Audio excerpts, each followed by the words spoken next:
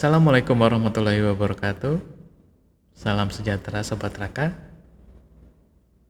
Salam jumpa di episode ketiga dari channel YouTube Rajut Kasih TV.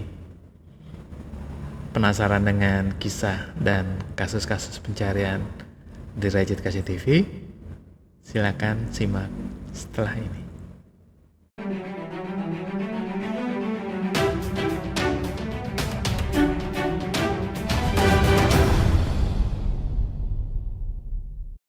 Sobat Raka, nama saya Fahrjal Ibrahim, atau panggil Rizal, seorang profesional fotografer di Jakarta. Namun saat ini, di samping kesibukan sebagai fotografer, saya ingin mendedikasikan waktu saya untuk menjadi redaksi Rajut Kasih TV di YouTube channel. Pengalaman sekitar 20 tahun yang lalu saat saya menjadi redaksi Tali Kasih, sebuah acara televisi, begitu tertanam di hati saya. Apalagi ada momen pertemuan ibu dan anak yang terpisah selama 49 tahun saat saya menjadi redaksi Tali Kasih. Ide membuat versi baru Tali Kasih menjadi Rajut Kasih TV karena saya melihat perkembangan teknologi dan YouTube yang begitu pesat. Bukan hanya disebabkan kesedihan ya, ditinggal almarhumah ibu dan pandemi COVID-19. Lalu digabung dengan pengalaman saya bekerja sebagai copywriter, scriptwriter, web content, fotografer, videografer, dan tentunya redaksi Tali Kasih.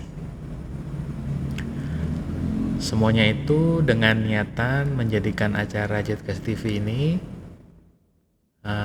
untuk merajut kembali ya tali silaturahmi yang putus, menolong sesama kita yang sedang kesulitan.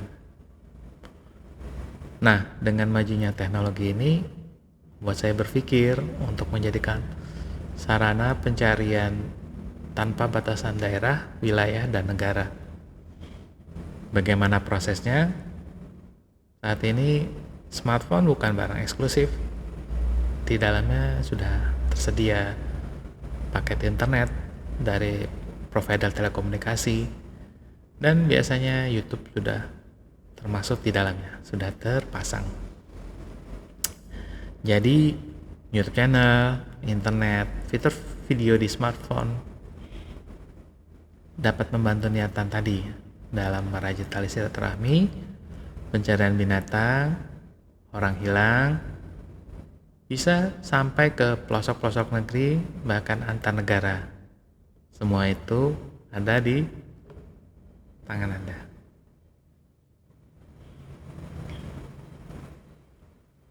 Rajut Kasih TV di YouTube channel ini terdiri dari 3 segmen. Segmen 1 adalah segmen berbagi kisah. Nanti kita akan dengar kisah-kisah inspiratif, sedih, dan lain sebagainya. Tentunya dari Anda ya, Sobat Raka. Mudah-mudahan dengan berbagi kisah, kita dapat membantu mengangkat beban di hati, bahkan kita yang mendengar bisa mendapatkan hikmah dan pelajarannya. Kemudian segmen 2 adalah segmen pencarian orang. Anda dapat melaporkan keluarga yang hilang, misalnya mencari orang tua, anak ABK yang hilang dari rumah. Mungkin Anda terpisah puluhan tahun karena Anda diadopsi dan dibawa ke luar negeri.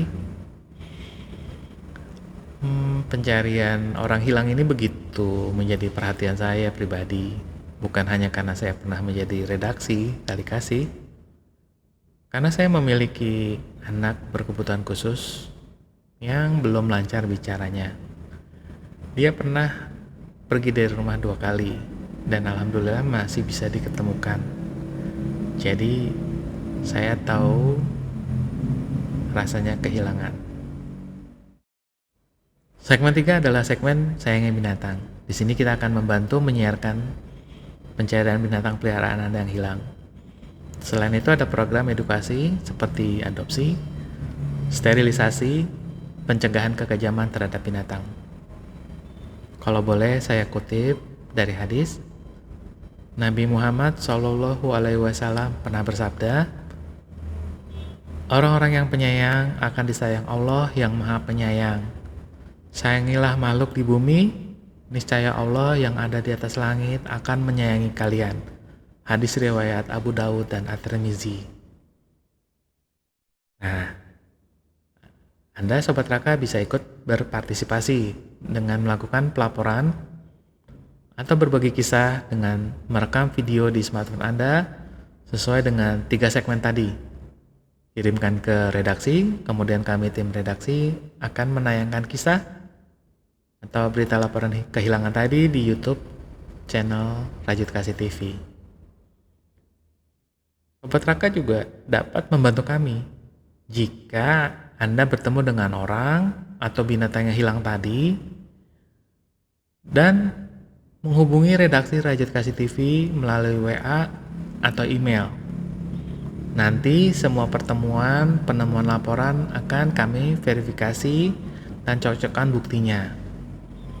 Karena kami akan melakukan penyaringan dari orang iseng atau yang berniat jahat terhadap pelapor dan pihak keluarga. Pihak pelapor tidak akan ditayangkan nomor HP dan alamatnya. Sebagai gantinya, nomor WA dan email redaksi akan yang kami cantumkan. Bagaimana cara ikut serta berbagi kisah dan melaporkan kasus di Rajut Kasih TV? Silakan simak di bagian akhir. Akan ada contoh video cara melapor dengan merekam video di smartphone Anda. Mudah-mudahan cukup jelas saat penayangan nanti ya. Oke, kita masuk segmen 1, yakni segmen berbagi kisah. Kita akan dengar kisah Mas Boim, seorang karyawan swasta. Dia ingin bercerita pengalamannya saat dinyatakan positif COVID-19 dan harus diisolasi mandiri di Wisma Atlet. Menurut Mas Boim, ternyata di isolasi mandiri di sana tidak seseram seperti yang didengar. Mau tahu lebih jelasnya? Simak video berikut ini.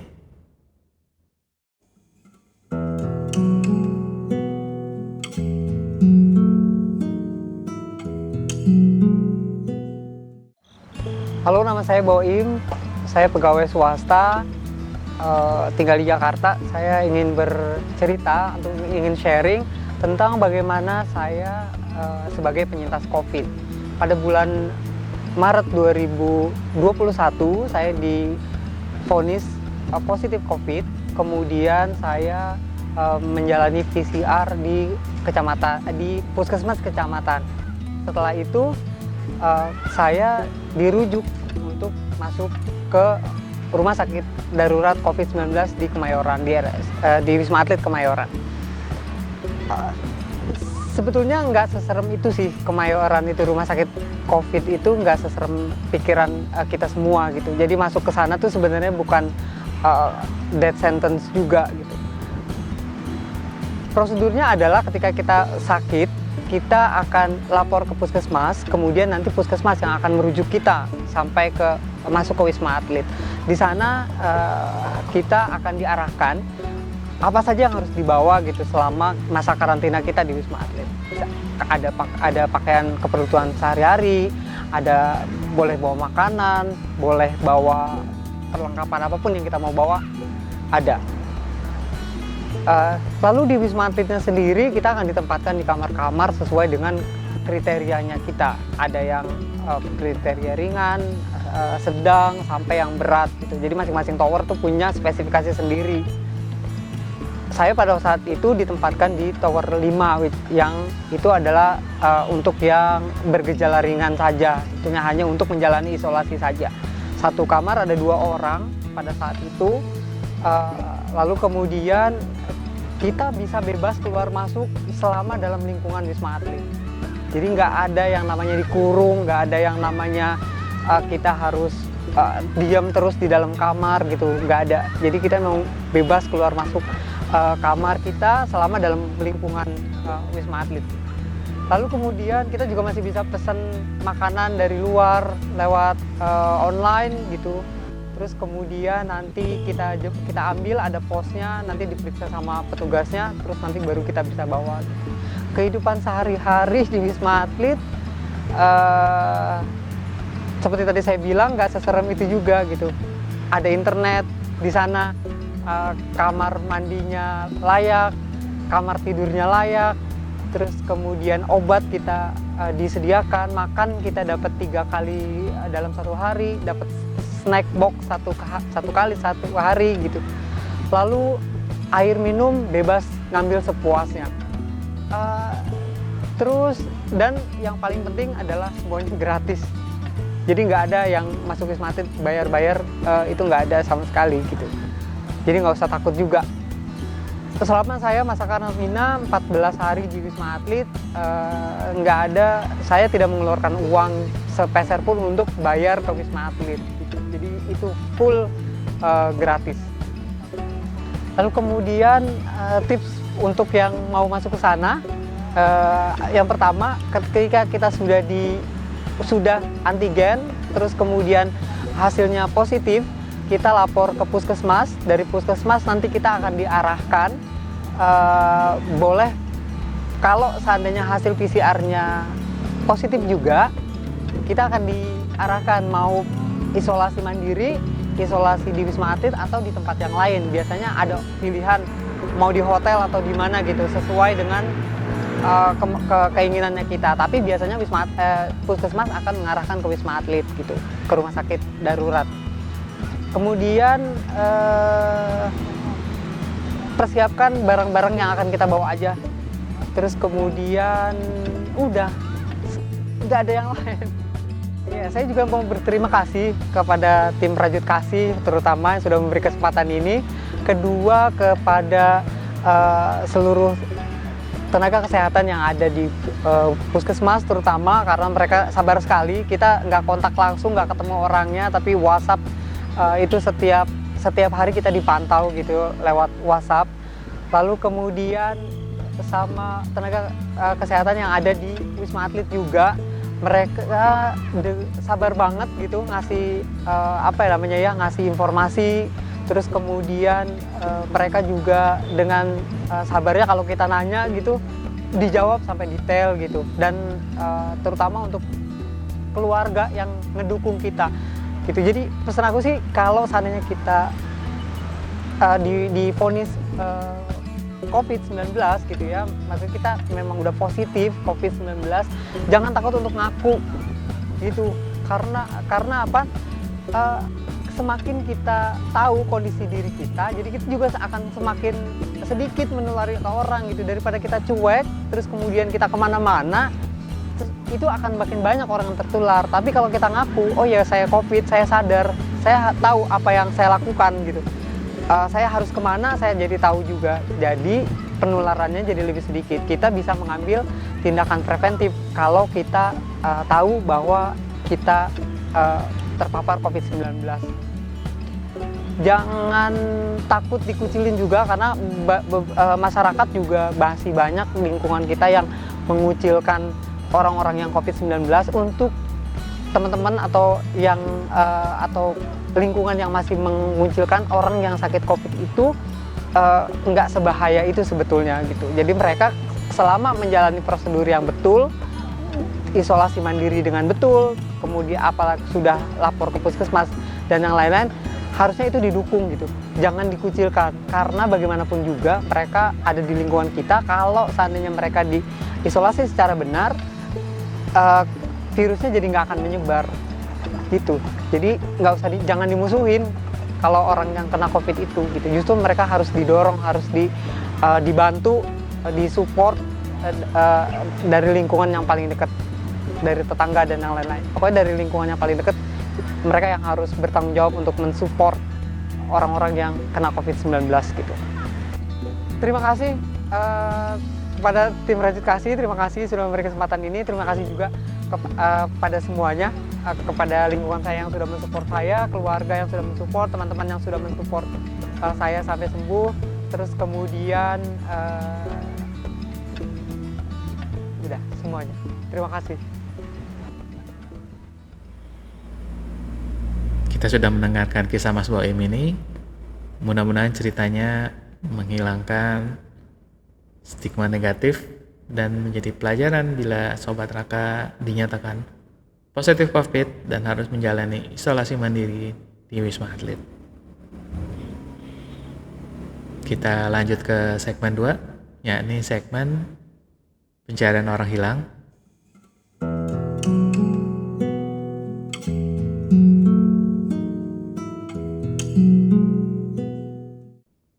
Akan saya bacakan kasusnya. Ada Ibu Yati di Jakarta yang mencari keponakannya yang bernama Mulyadi atau panggilannya Imun, yang hilang kabar sudah kurang lebih dari 3 tahun. Domisili terakhir di Bandung. Mari kita lihat foto terakhirnya dan kita sama-sama ikhtiar membantu Ibu Yati. Insya Allah mereka bisa dipertemukan kembali. Mari kita lihat fotonya Mas Imun ini.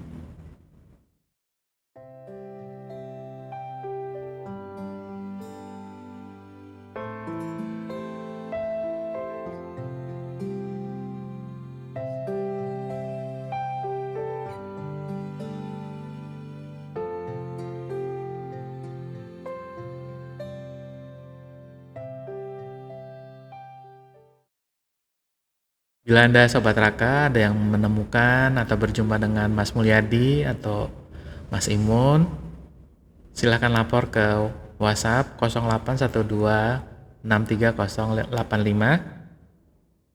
911, hanya WhatsApp ya, atau email kami di redaksi.rajutkasih@gmail.com.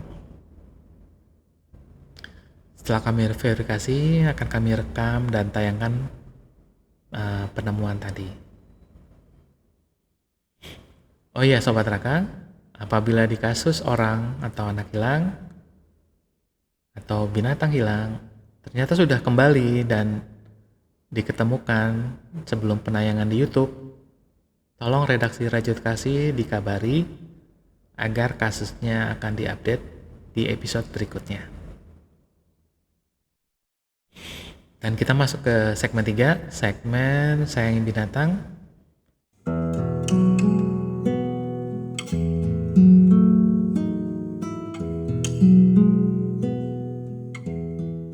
Kita akan bacakan program adopsi seekor anjing bernama Gaby. Info ini didapat dari pemiliknya. Akan saya bacakan. Kami membuka adopsi seekor anjing betina yang bernama Gaby. Umur 3 tahun, jinak, sudah divaksin dan steril. Karena kakinya ada yang satu diamputasi saat direscue, karena kakinya juga terluka dan kena infeksi, Gaby memakai tambahan kursi roda agar bisa berjalan. Kami mencari adopter yang sayang dan terima kondisi Gaby apa adanya. Mari kita simak foto Gaby.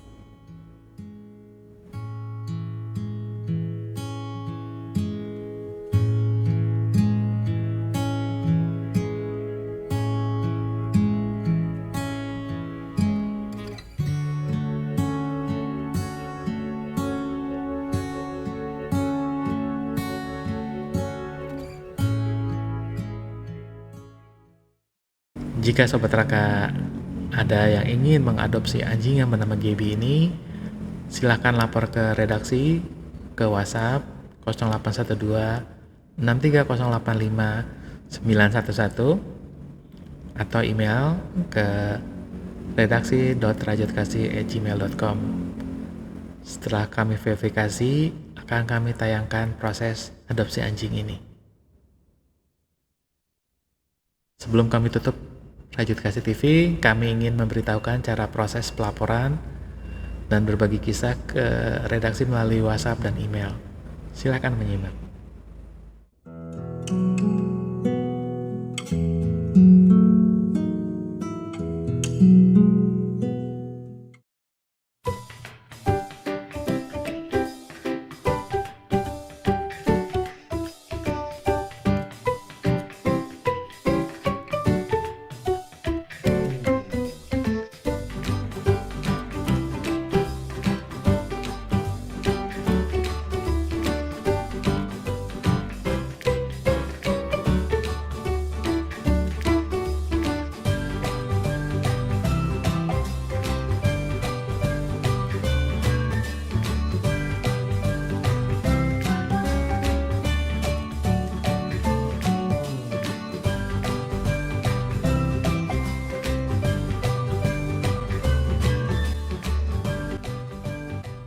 Mudah bukan?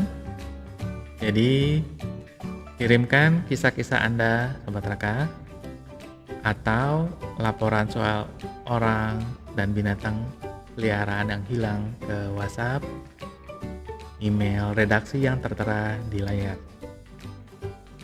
Apabila Anda Sobat Raka ingin langsung kami rekam kisah atau laporannya, Sobat Raka bisa kontak redaksi di WhatsApp dan email untuk pengaturan jadwalnya. Mohon maaf, sementara ini hanya bisa dilakukan di wilayah DKI Jakarta. Perekaman kisah dan laporan orang dan binatang hilang akan dilakukan sesuai protokol kesehatan. Sobat Raka juga tidak bisa mendadak bila ingin kami rekam video laporannya. Harus daftar dahulu ya. Sebagai disclaimer, kami dari tim redaksi Rajat Kasih TV tidak melakukan proses pencarian atau membentuk tim pencarian orang hilang. Kami hanya membantu merekam, memberitakan, menyiarkan, dan mempertemukan di YouTube channel kami. Kami tidak bertanggung jawab bila di dalam laporan Sobat Raka nanti ada masalah dengan hukum, karena setiap laporan sudah disetujui ditayangkan di acara Rajat Kasih TV oleh pihak lapor. Semua tayangan video Rajat Kasih TV di YouTube channel merupakan rekaman dan bukan siaran langsung. Ada proses seleksi kasus-kasus, tahapan perekaman, editing, dan uploading. Jadi tidak otomatis hari ini lapor, besok sudah tayang. Mudah-mudahan Sobat Raka maklum ya. Oh iya, terakhir, tim redaksi Rajat Kasih TV tidak memungut biaya alias gratis dalam peliputan, menerima laporan, dan penayangannya. Nah, Sobat Raka, nantikan episode-episode berikutnya. Jangan lupa subscribe dan like acara ini. Terima kasih. Wassalamualaikum warahmatullahi wabarakatuh.